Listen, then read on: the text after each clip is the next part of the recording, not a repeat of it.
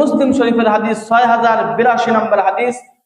রাসূলুল্লাহ সাল্লাল্লাহু আলাইহি ওয়াসাল্লাম বলেন, এই হাদিসের বর্ণনাকারী আবু হুরায়রা রাদিয়াল্লাহু তাআলা বলেন, দা কানা আউয়ালু লাইলাতিন মিন শাহরি রমাদান, যখন রমজান মাসের প্রথম রজনী আসে, সুফিদাতিশ শায়াতিনি ওয়া মারাদাতিল জিন, রমজান মাস আসা মাত্রই দুষ্ট প্রকৃতির যেই সমস্ত জিন আছে তাদেরকে বেঁধে রাখা হয় এবং শয়তানদেরকে বেঁধে রাখা হয়।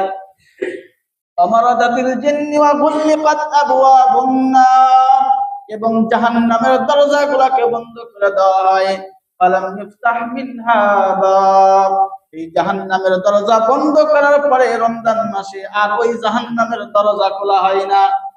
ওয়ায়ুনাদি মুনাদি ইয়া বাগিয়াল খায়র, এবং এই রমজানের রজনীতে একজন ঘোষক ঘোষণা করতে থাকে, আসো কি তোমাদের মাঝে কোনো সৎ কাজের আগ্রহী, তোমরা সামনের দিকে অগ্রসর হও।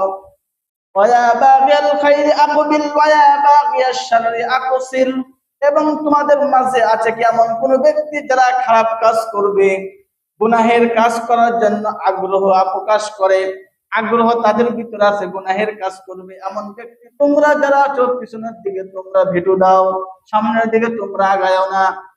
ওয়া বাগিয়াশ শাররি আকসির, তোমরা পিছনের দিকে যাও, সামনের দিকে আর আসিও না। আর যারা সওয়াবের নিয়ত করো, ভালো কাজ করার নিয়ত করেছো, তোমরা সামনের দিকে অগ্রসর হও। ওয়ালিল্লাহি উতাকাউ মিনান নার, এবং আল্লাহ পাক রব্বুল আলামিন এই রমজান মাসের প্রতিটি রজনীতে হাজার হাজার জাহান্নামীকে আল্লাহ পাক রব্বুল আলামিন মুক্তি দিয়ে জান্নাতে প্রবেশ করায় দেন।